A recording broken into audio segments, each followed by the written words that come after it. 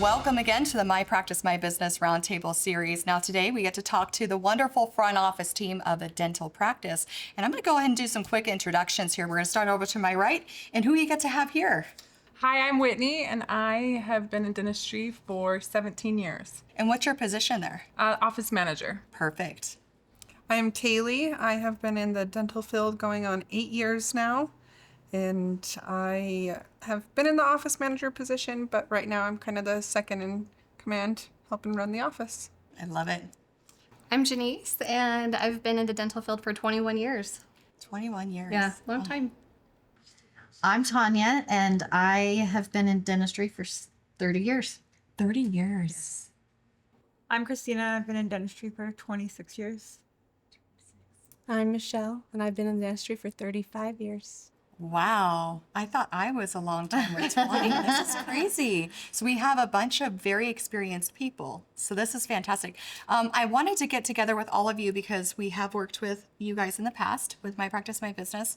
And we wanted to get some insight from people who have, number one, a lot of experience in dental and talk about how you got involved in dentistry, as well as talking about some of the things that you're struggling with currently, or things that you've struggled with in the past that now you have answers to. And so just really candid conversation about your thoughts with where dentistry has gone and where we expect it to go.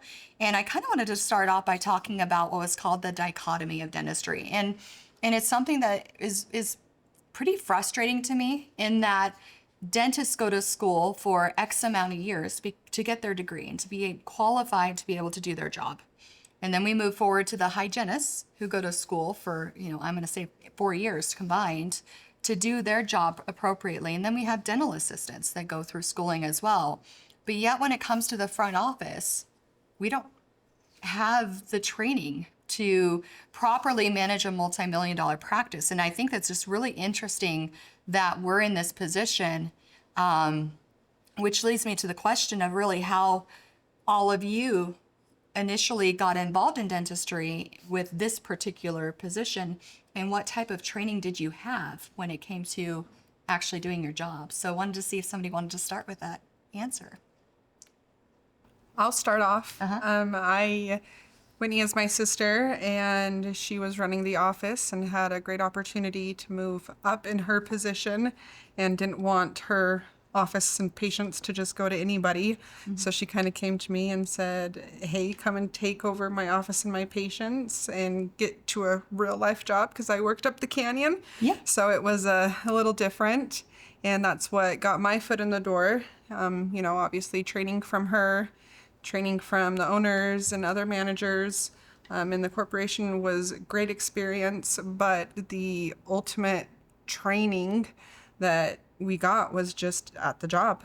On the job training. Mm-hmm. How long were you before you started feeling a little bit more confident with what you were doing? It took me a couple years. I think I played the role good, hiding that I wasn't sure what I was doing. There's still things that I question all the time, because, the training was never consistent enough that I felt like I had it down. So then it's like I come across something that I know I've been through before, but still question how to handle it, what to do. And so even times now, I still find myself wishing I had more. Mm-hmm. Who else? I'll go. I was a dental assistant for about 4 years, and our front office gal we didn't have an office manager. It was just a front office receptionist, basically. And she just had an emergency and left, and we had no one. So we had 2 assistants and a hygienist and no one up front. So I just did what I needed to do. I had no idea what I was doing. So was that a necessity that they kind of threw you into the front and you're looking around going, I don't know what an EOB is? Yeah. And I didn't know any of that. So it's just learning as I went. I'm sure I made a lot of mistakes. Well, I think we all did. All right. I actually started off in orthodontics. I'm old enough that back in the day, I had an actual newspaper with a job listing, and went in, and I was fortunate enough to get that job, and I really enjoyed it. And then went on to general dentistry, and it was really funny because I had a couple orthodontists at the time. They're like, oh, going to the dark side. General dentistry is the dark side, I guess, of Oh. dentistry. So, but I found that general dentistry was very different. You're dealing with a lot more codes and a lot more situations than you are with just orthodontics. And the training was rough because I was relying on just one other person to teach me what she knew. And I learned that what she knew wasn't always correct.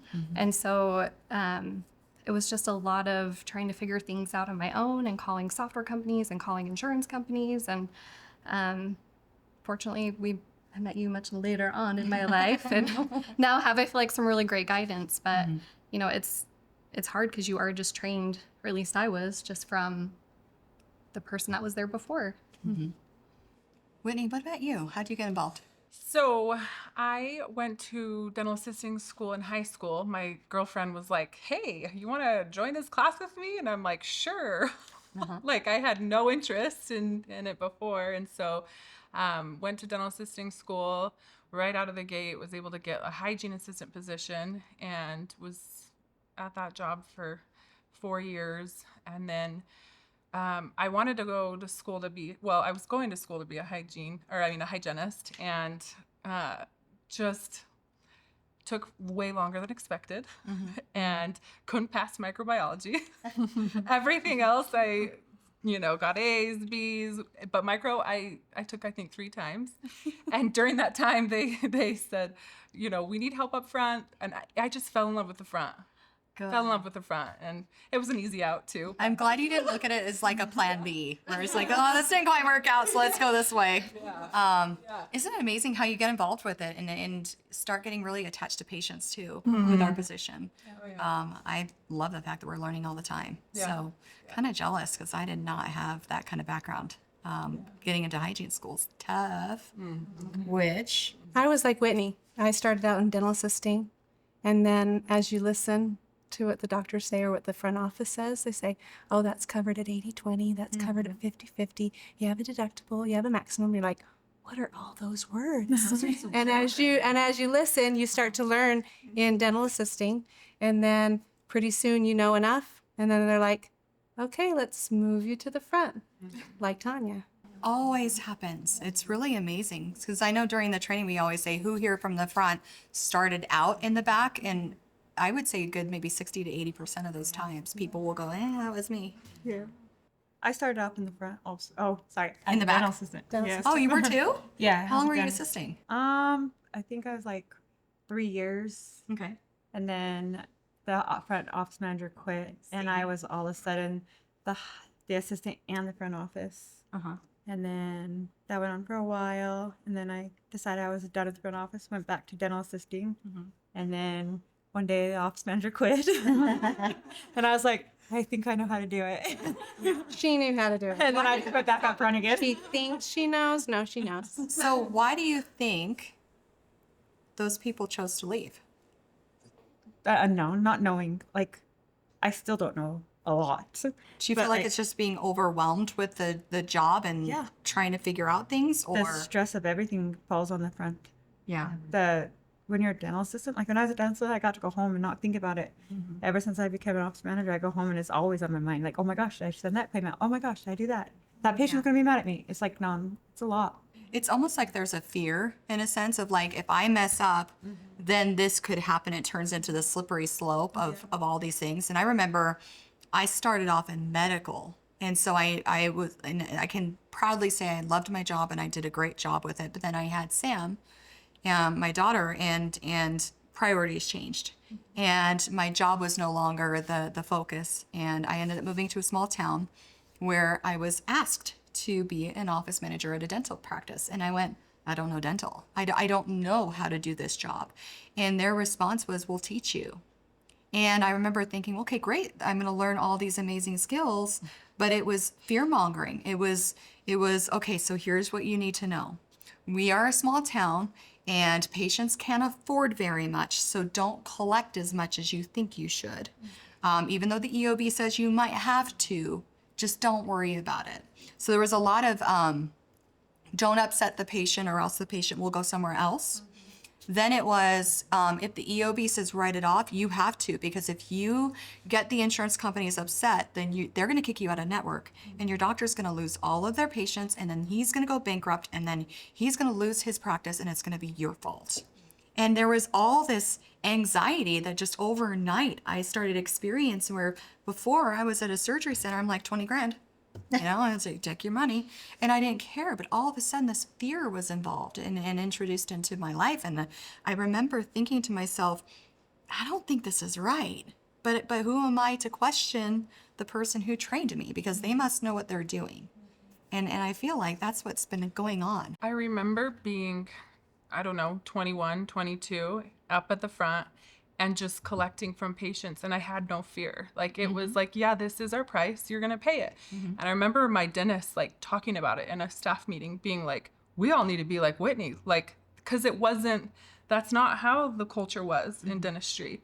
It was that, Dentistry is charity. yeah, and it would That's what take people expect, it would take 6 months or a year for people to pay, and I just didn't know any better.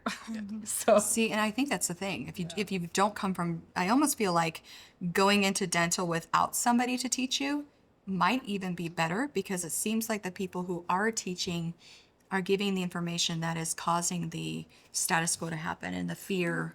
And it sounds to me like you weren't exposed initially to somebody saying you can't do that, you'll get in trouble, and because of it you were more confident, and patients paid. Which is interesting. I wanted to talk about the toughest part of your job. What is the hardest thing, whether it's a story, of an experience that you had, or just overall, what is the hardest thing about your job? I would definitely say dealing with insurance companies. Yeah. For sure. I thought I was the only one. Yeah. I had a feeling we were going to talk about insurance during this one. No, it genuinely is, because we can do everything right on our end, so to speak. But when you're dealing with an insurance company, you're now relying on that entity to do their job correctly. And so we're kind of at the mercy of, constantly following up with, was this done? Was this taken care of? Did we get that payment? And then the patient getting an EOB and then questioning what we've told them because of what's on the EOB, or even trying to collect benefit information. It's extremely time consuming, and I don't know. It's a topic that can make my blood boil. So Yeah. And now we're getting cards that have no ID numbers. They have no information, no address. If they get a card at all. Yes. A lot of them just go It's been so electronic. frustrating. Yeah. Have you guys gotten an EOB yet without the patient information on it, or what the payment was for, where it's just a Just a single check? payment, and it doesn't, and we get an EOB, but it doesn't have a description of services or the date of service. It shows the patient name, and then it shows the amount, but no details. And you just kind of look at that and go, well, what is this for? What's so frustrating is that the EOBs aren't even the same. Oh yeah, they're not. Each individual insurance has their own way of doing the EOBs. So you have to be like a decipher. Okay, what is this EOB saying? Oh, what is this one EOB saying? Or what is this saying? You have to find everything on it and figure out what it's saying. With all the years we've entered in them, every day is different. It's like I still have to look at it. It's like, oh my gosh. And you're like code J9, and then you have to go to the very end and figure out what J9 means. And it's just, Why can't they just make one EOB that they all have to use? yes. or they try to pay the dentist with a virtual credit card. That costs you money to run it. That costs you money. Right? Yeah. Exactly. Christina, what are you frustrated about? What am I frustrated about?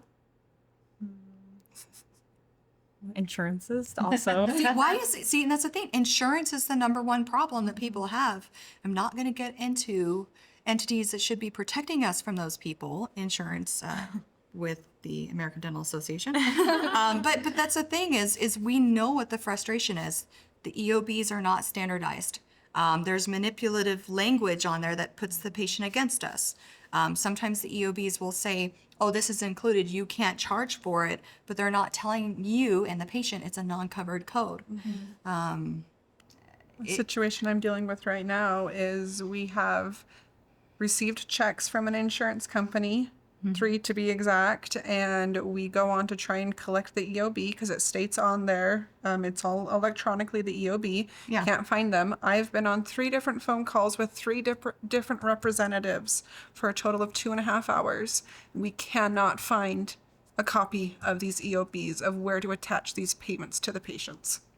And somehow it feels as though we're at fault. It's always feels like the patients have been told by insurance that it's our fault that payment's not happening. And I think that's where it gets frustrating too, is they're doing things to turn the patients against us. And unfortunately, there are a lot of offices that are allowing it to happen. And that's what my big goal with training is what can we do to help the patients understand that we are doing the best we can. I would rather get the payment from the insurance company, not the patient, but ultimately by the end of the day, their insurance company is making them pay. It's not me, it's their insurance company. And so what can we do to keep the patient get the patient on our side and away from these insurance companies when it comes to dependency. And you're right, it's the insurance companies. I love the fact that I'm an advocate for the patient, but at the same time, being an advocate doesn't mean that because I feel bad, I should write something off. I feel bad that their insurance is making them pay. And so it's just a change in mentality. To be honest, I remember sitting at your guys' free training, or your free class where, you present everything. And I left so, I don't know, empowered or just like, I couldn't believe, like, we all knew that law that changed in 2018, the bundling law. We taught it to lots of people. We were so excited about it. But then you get these EOBs back that show that you got to write it off. You don't know any better. No. You don't know that. And so the non-covered law was 2018. Yeah. And the bundling was 2021. So just, yeah. But that's what's frustrating me right now is it doesn't matter if offices go through training or not with us. I'm aggravated because the law's been around for long enough that other entities like our dental association should be teaching offices that the law's present to protect you and this is how you can use it. And that's where it kind of feels like we're going up an uphill battle, and the more people that we can get knowing about it. Now you guys can say, hey, listen, person I met who's also in dental, here's a bundling law. Did you know about this? Let me tell you about it and how you can, the more that people that know about these laws, the more empowered you are to stand up for your practice. And I feel like, ignorance is bliss and status quo is great, but if it's not beneficial to your practice and it's hurting you, then what can we do to help these offices understand that they don't have to just do what the EOB says, which is unfortunately what a lot of these third-party companies are doing when they charge for billing. I do want to ask a little bit about the training. And again, the goal is not to really focus too much on what we teach, but just to kind of give a little bit of insight with what your thoughts were on day one, because I always think it's really interesting when I have people come in and I say, okay, raise your hand if you know why you're here. And I would say probably 20% of the people will raise their hand, and the rest of them are like, well, I was just told to be here. So they don't really know. And were you guys a little skeptical at the beginning of training? Like, what were your feelings going into training for team training? Well, we took the front office training first. That's right. And so when we came with the rest of the team, we already were aware. We were pumped up. We were excited. I was stoked. Okay, good. Yeah, to get the rest of the team updated and knowledgeable on the things that you had explained to us the first time around so that they understood where we were coming from when we were trying to implement those things. And to have us together doing all of that was exciting. Isn't it interesting how when you start seeing things from a different perspective and other people aren't doing it, it almost doesn't make sense anymore. Like, why are you still doing that? You can do this. You know that, right? What about you? You had heard about us through another person. Yeah. So you actually ended up walking to our office one day, and I went, I know your face. I know who you are.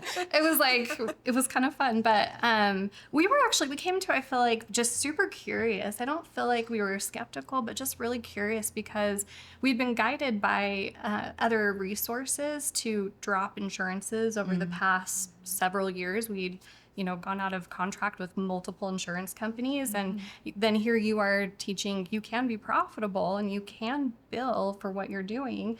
And so it was just kind of like, how's this going to work? What does this look like? And so it was just more curiosity. It feels like it's one extreme or another, right? It's you're unhappy with your insurance, just drop them all then, and you don't really think about what's going to happen as a result. So I wonder, did you drop some of those insurance companies, and what happened when you did that? So we actually, over a period of about 3 years, went out of contract with 11 insurance companies. Wow. We dropped a ton, and pretty quickly. And but we were kind of at a point in our practice too where we had to make some decisions, and we really wanted to focus on quality of care. Yes. And but then it also, we knew with that there would come a little bit of I don't want to say struggle, but some unknowns that would occur. And so we really just wanted to find out, how can we remain a profitable business, take care of our patients, and get a fair reimbursement. And so just hoping to understand that is really what drove us to this training. Okay, good. Tracy, I think it's hard because, like you said in the beginning, when we get into the dentistry, we're at a mindset. Our mindset is just take what insurance says, do what insurance says. If it says to have a write-off, write it off. Don't do anything against insurance. And don't get the patients mad at us. Yes. Does that make sense? And so we have this mindset. And then when you come in and Rob comes in and goes, wait, guys, we need you guys to think different now. That's hard. And then you're like, wait a minute, I've learned this 35 years. So it's really hard to see your training and see, okay, we want to do it this way. We see that we want to do it this way, but our thoughts are still back on the other mindset of, oh, I'm going to get the patients mad. Oh, I'm not doing what the insurance says. So now I'm going against everything that has been ingrained in us, and now you want us to switch. Yes. And so with your class, it teaches us little step by steps so we understand why we need to change our mind. And it's my practice, my business. We need to do it the way you want to do it. You need to run Not your have- practice like a business. Not have the insurances tell you how to run it. Yeah. And I think it's really interesting that the insurance companies are changing all these rules of when they reimburse, and trying to really encourage offices to compromise their quality of care. But in the same time, if you look at the contracts, it says that if you get sued, you can't turn around and go after that insurance company. It's not their fault. You didn't follow the standard of care. And so they're protected, but we're not. And it's really interesting when you start looking at, we call it a paradigm shift, when you've been thinking one way and all of a sudden something happens and you just look at it from a completely different perspective.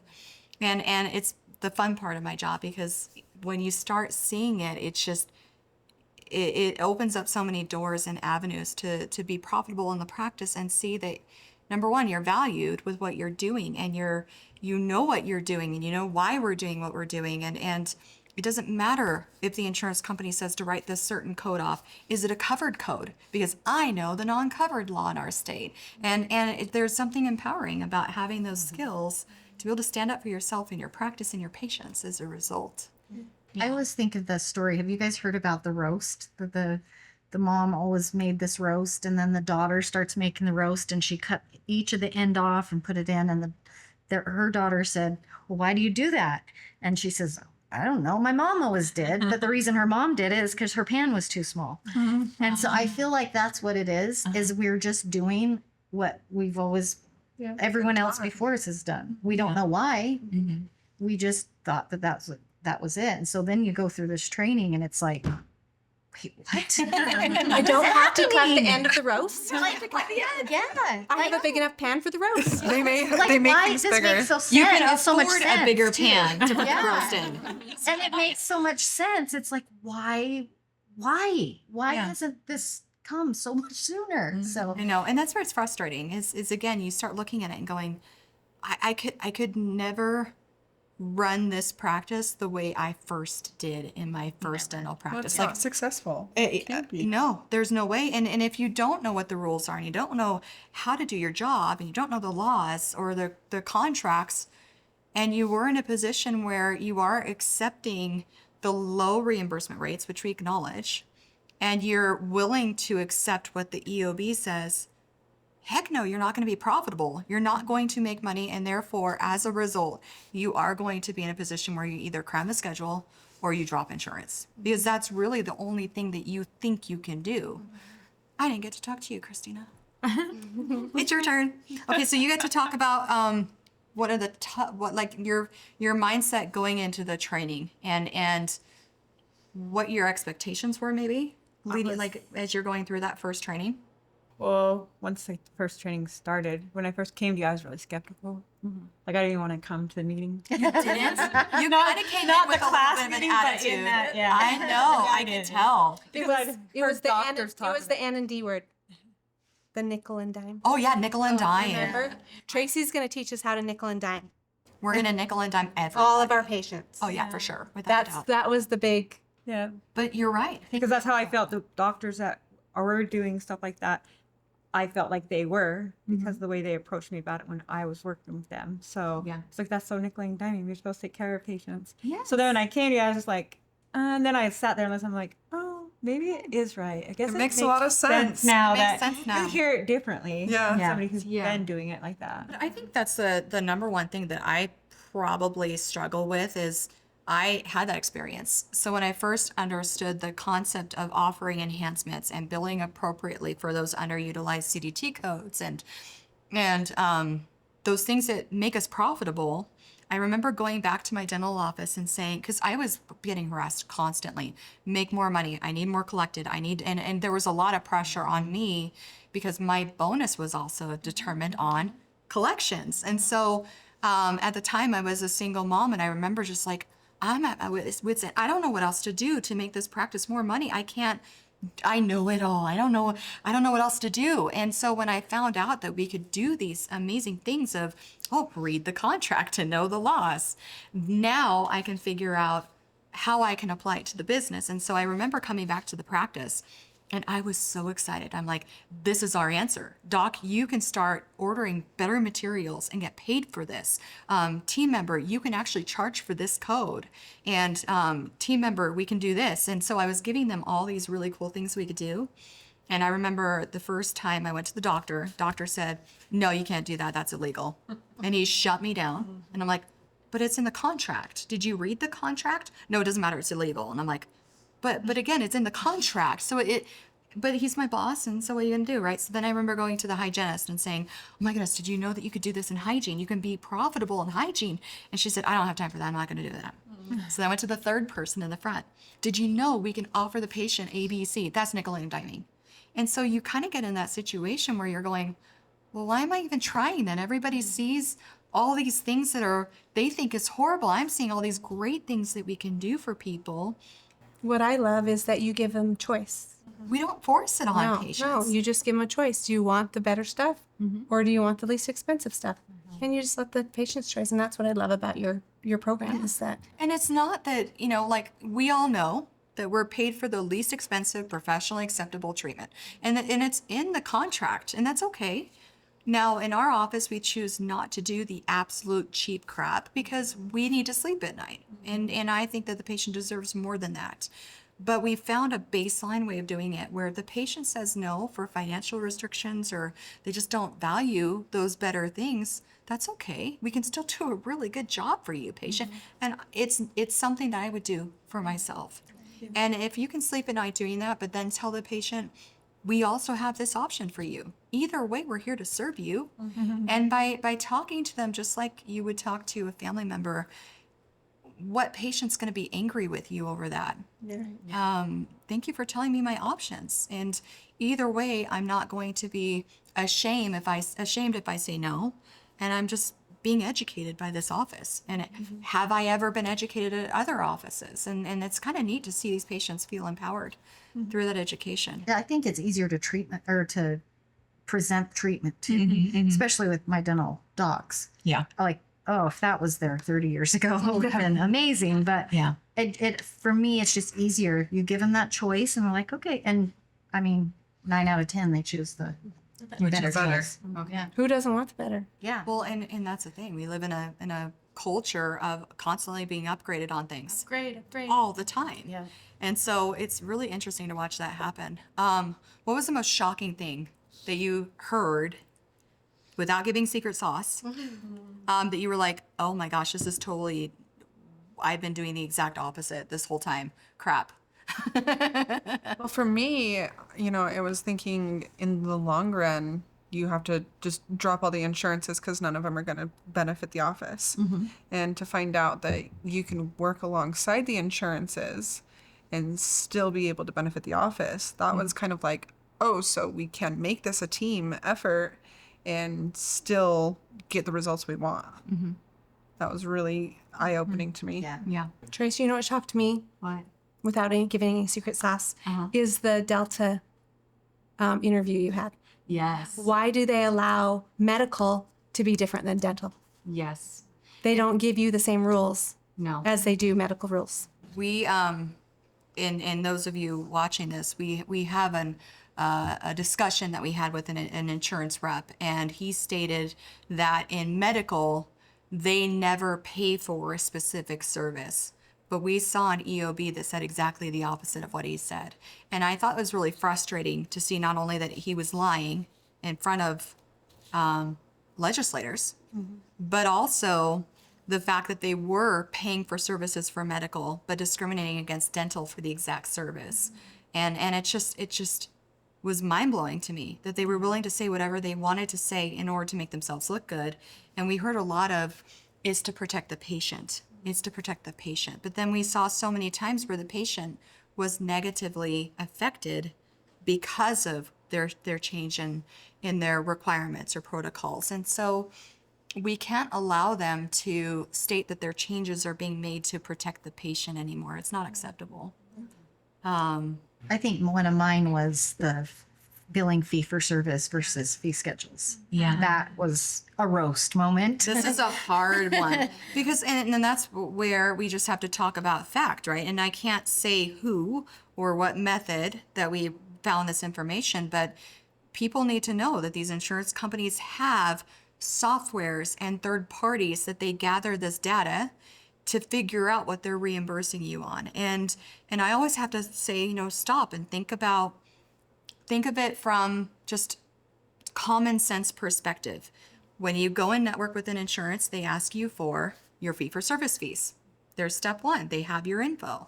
And then as you re-credential or renegotiate, they ask for your fee for service fees. And then other offices during this whole time have also been giving them their fee for service fees. So they have access to what's currently being billed out. But then they say, well, in order for us to figure out what our reimbursement rates are, we need your fee for service fees on your on your claims. Well, it's either one or the other. It can't be both. And so that's where we thought it was really interesting that we had an insurance rep reach out and state that they were getting bombarded with phone calls from HR companies for employer groups saying, we want our discount or we're going somewhere else. And through investigation, they found that a lot of those offices were billing out their contracted fees. And it didn't show a savings for the client. And that's when the client started pushing back, saying, I don't see a discount, therefore I'm going somewhere else. And so they ultimately stated that they were threatened by upper management and told that they needed to start pushing for offices to submit their full fee on claims so that they could show the savings. And for me, there's a couple of reasons why I don't want to do it. Number one, we teach how to negotiate higher fee schedules with these insurance companies. And when you negotiate, they say, can I get your fee for service fees? So they have it. I don't want the patients to see a savings. I don't want them to depend on their insurance for a savings. And so if they can see that we're billing out reasonably and we're doing our job and we're updating our insurance on a regular basis, making sure that our fees are correct, then we can be more accurate with our treatment plans, which makes us look even better when we're treatment planning. Our numbers are not fake or astronomical. And accounting wise, we've caught, unfortunately, 3 dental office managers last year embezzling by fake write-offs. And so we're protecting the practice. We're being accurate with our treatment plans. We are optimizing our reimbursement because we are keeping up to date with what we agree to. And when it's time to negotiate, our job is to give you guys the skills to be able to talk to these reps and get a really good increase. But it's not through threatening, and it's not through working with third parties, because we can get higher when it's just us working with them, but we have to know how to do it correctly. I think that was a huge deal, and there's still people out there that believe that if you submit your fee-for-service fees, then that's the only way you're going to get an increase, and we see it time and time again. And Well, that's what consultants teach you too. Yeah. and We don't get increases. I keep saying, how's that increase going for you? You know? And so we do have one insurance company right now that's negotiating with us to increase rates across the state for dental offices, whether they're clients or not. But they're working with us because they would rather work with us in My Practice, My Business than work with another company or entity that keeps pushing to drop insurance. And it's and what they've said is, why would we work with companies that push to drop us versus a company that says work with us? And as long as we treat you guys fairly and honor our contract and state law, and you do the same, we can all be profitable with this. But just know what the rules are. There is another third party that, again, I was able to get $200 on our crowns by negotiating with them, and this entire time we've never submitted our contract or full fees. So how is, if that theory is correct, we should have seen our increase a long time ago. And so we've just got to stop and say, how's it working out? Because if you're going to tell me to submit my full fee and I'm going to get an increase, where's my increase? It just doesn't happen. Yeah. Anyway, okay. So falsehoods, we kind of talked a little bit about that, but things that we kind of discovered. The main thing for me is thinking about those EOBs that say to write something off when suddenly we realize we don't have to. That EOB is incorrect and wrong. I think that's a huge one. Anything that you just kind of were like, that is wrong, but now I know the right way to do it. I didn't know we kind of talked about it already. But any final? You teach us how to handle it with the patient too, which is great. Yeah. Those patients that like to use the EOBs, especially against us. I love those patients. Yeah, it says write it off right here. Oh, and that's the Bible. Patient portion 0. You're like, sorry. Yeah. And how do we acknowledge it and stand our ground while still keeping the patient happy in a sense? And sometimes you can't, but we're always going to have those patients. So yeah, it is what it is. Something that I appreciate that you helped me understand and helped our doctor understand is we had worked with a consulting company for a really long time. They drilled into us, this is the way that you present a treatment plan. And if you don't present it this way, then you're encouraging patients to be shoppers. They're going to go somewhere else. And what you taught us in that training was transparency. And we totally changed the way we treatment plan, the way we're presenting treatment to patients. And just having that transparency, I think, has made a huge difference. And it's made my job easier. So Yeah, I like transparency. I think that when we start bundling charges and maybe slipping multiple separate charges into a single, like, unspecified code, it causes us to feel like the patients we're hiding something from them, because unspecified, getting that icky. what does that mean? Well, and you hope they don't question as you're. Yeah. Yeah, because how are you going to explain unspecified to the patient? It just doesn't work out. And so that's where, it may look prettier, but when you start charging appropriately, and it may look a little bit different with those treatment plans, but transparency is huge. Now they know what they get for the money, which is huge. That is one thing that I've noticed that I love. to see is they look at, a simple one filling appointment. They're like, whoa, that's a lot of stuff. You're right, it is a lot of stuff that is happening for that one filling. This is everything, and this is the cost for what it all is, but it's all right there for you to explain instead of us just saying, oh, it's just a filling. You are now understanding the breakdown of what we have to deal with. Yeah. It brings value. It really brings value to what you're providing for the patient and the quality materials that you're using. Agreed. Okay, so what do you enjoy the most about your job? Me? Yeah. That's easy. Oh, what? The people. Is it the people? Yeah. Would you say team members or patients or both? Both. Both. Usually. Sometimes. Sometimes. No, I love both. Sometimes it's who I'm working with the day of. I like the crazy ones and the Mostly the boring ones. Mostly the patients. Mostly the patients. Just because it's like a social hour for me. Yeah. Every hour I get to see them. They come in. You got to socialize with them. They do their stuff. They leave, and You get an that's kind of- update. yeah. I had a patient tell me that even though there's not much snow, she's going up skiing this weekend. She's like, I'm going skiing this weekend, and I hope I don't die. And I'm like, this is great. But just having that conversation, and they're comfortable enough to talk to us about what their aspirations are, or even what their plans are for the weekend. I love it. Counseling sometimes. It's a little counseling. There's kids that she's known since they were wee little kids, and now they're graduated high school, and it's so fun to see from afar the families actually growing up and moving on, and then them start having kids, and you build something beyond just patient dental office relationship. Yeah, agreed. What do you not enjoy about your job? I think we know that answer. Do we want to say insurance? Insurance. Tell the patient the insurance is wrong and we're right. Trying to get a claim to Blue Cross Blue Shield. Thank you. You're trying to figure out what code they want you to use and you're using the right one. Or when they tell you you're using the wrong code and they Yeah. try to get you to change the code to something you didn't do. Yeah, when bone grafting becomes medical and necessary because a dentist isn't supposed to be doing that. Oh, yeah. Or they say they cover it and they really don't. This is not a guarantee of payment. But it sounds good. Other people interested in maybe going in the front office and working in the front office, any word of advice with helping them as they take that first step and what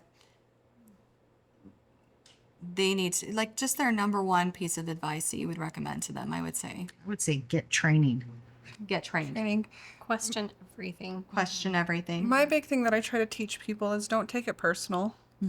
People, when you are presenting what they need, you're just doing your job. People take things personally. People, especially when it comes to their money, get very aggressive with it and can be very rude. And so my biggest thing as I teach them is try not to take it personal. It's not you, it's them. Because unfortunately we get beat up all day long and we have to turn around and still have a happy face when we get home. Which is so hard And sometimes. isn't it amazing how they're always so nice to the doctor? Yes. They come up front and you're like, get the story. Yeah. That's because you're asking for their money. Yeah, exactly. Good point. I always laugh and just say I'm the least favorite person in the office. They always say, I don't like going to the dentist. And it's like, because they think it's because of the dentist. I'm like, no, it's really because of me. I want to collect your money. I am the why you hate it here. I think too is I would say be teachable because I've been here for 30 years and I learn something new almost every day. So just be teachable. Dentistry changes, and so we can't say we know everything. Insurance changes. And we pivot, like if something's working really well for us and suddenly a rule changes with insurance, then great, let's pivot and find a different angle and don't just admit defeat. That's my big thing. If it's not working, change it. My biggest thing is networking, is having each other behind our backs. Like, who is my go-to person, or who can I talk to banter it through and figure it out. I love that. Last question. What would you tell, this is my sponsorship question. What would you tell people about training with My Practice, My Business? Do it. Just do it. Do it. It makes sense. It makes sense. It's unlike any other training out there. You guys guarantee it. Yeah, that's a good point. If we're not making money, you're not making money. Yeah. So you want us to succeed and you're behind us, and 100%. yeah. So it's why not just do it? Yeah. I wish that every dentist was required to do it, just because we would then be all on the same page. It's true. And it's not about choice. Oh, sorry. I don't believe in agency. Mine is keep an open mind and listen and learn. Yeah. And take it in and decide what you think about it before you make judgment. Yeah. If you think you know it all, this isn't the place for you. And we've had a few that we have chosen that they're not teachable. That was what you were saying. And it makes you sad because the goal is to help and to advocate and to support and empower.